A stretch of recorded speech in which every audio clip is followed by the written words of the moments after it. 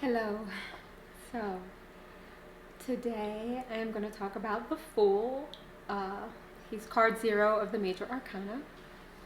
So, first, let me tell you a little bit about the Major Arcana and how I understand it. Is that it deals with major life events, major transitions, spiritual states, um, big kind of themes in one's life. Um, So when you pull cards from the major arcana, they're usually talking about kind of big things, um, where you are spiritually, what's happening around you spiritually, or big transitions that are happening in your life, or big themes that are happening in your life. So the Fool, I will show you my proof because I don't yet have the cards in hand. Um, so this is the Fool. He is, like I said, card 0, and how I understand his energy is that he relates to what is known as like the Buddha energy within the 5 Buddha families. And how I understand it is that the Fool relates to this sense of spaciousness. So the Buddha energy relates to, it's timeless, it's related to space and minimalism. It is the ground from which all other energies emerge.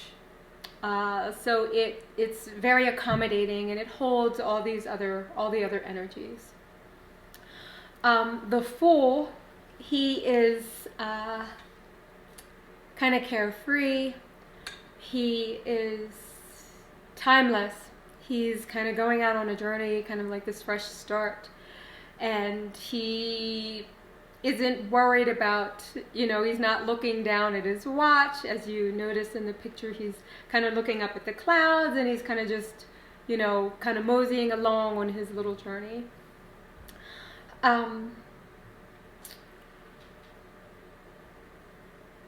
The Buddha energy is represented by the color white. It's directionless, it's timeless, it's spacious. And like the Fool, who is kind of just going out there, you'll notice like his head is in the clouds rather than looking at where he's going.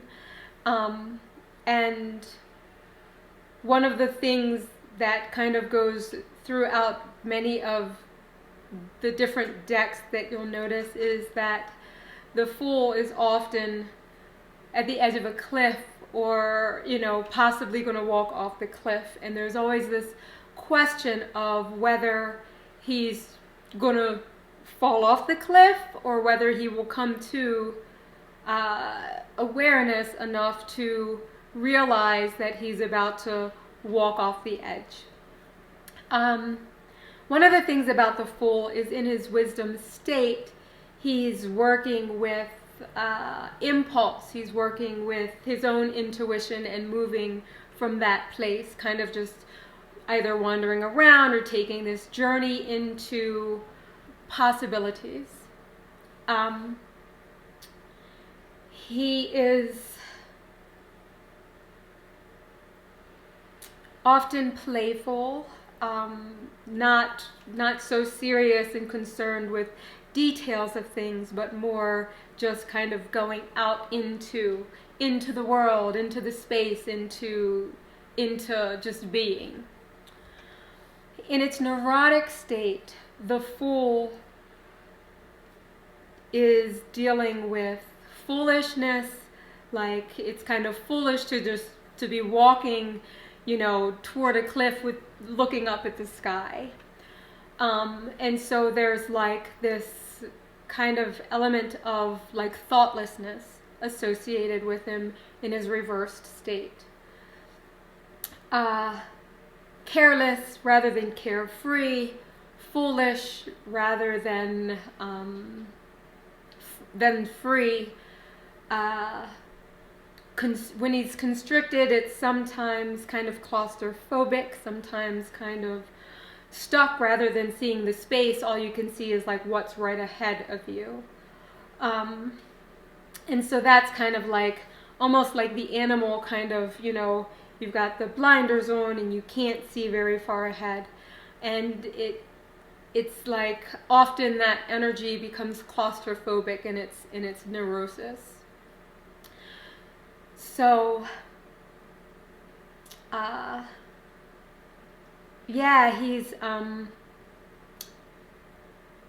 going out on a fresh journey, fresh start, new possibilities, which could also be neglecting one's responsibilities, or not thinking far ahead, or not considering the bigger picture, just moving impulsively in right here and right now.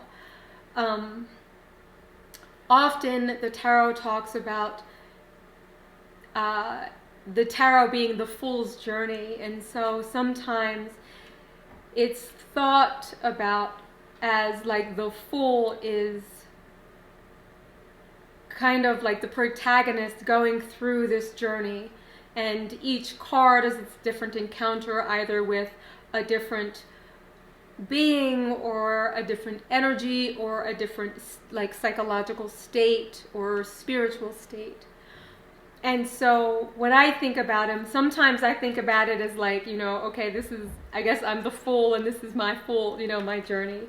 And sometimes I think about the fool himself as like a part of the journey, encountering that energy as well. And so like almost like I'm outside of the fool, experiencing him just like I would experience the magician, and I would experience the emperor, or I would experience the devil. And so sometimes I think about it that way. I think it just depends on kind of what's happening around and what it feels like in that moment. So yeah, sometimes it's thought of as like, all 78 cards is just another step in this journey. Like a human life has these different stages. The tarot is kind of like trying to reflect that in a way. Reflecting these different stages of life, or these different stages of, a period of time in someone's life.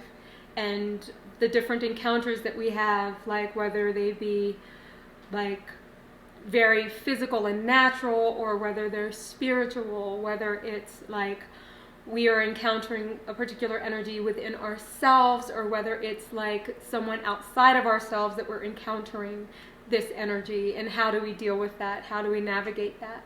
How do we navigate it internally as well as the external journey of encountering, like I say, different beings, different crossroads on one's journey. So that's the Fool. That's my kind of understanding of him in this moment. I think one of the things that feels really true about the tarot for me is that it shifts depending on, a lot of people say depending on the other cards surrounding the card, and I like to think about it in terms of the situation, right? Sometimes the Fool is like, you need to pay better attention, right? Like, you're not really paying attention to your responsibilities, you're kind of careless. Sometimes it's like, yeah, you need a fresh start, and think about the Fool, think about the wisdom state of this Fool, and maybe tap into some of that childlike energy, some of that kind of fresh energy, some of the, new voyage kind of energy.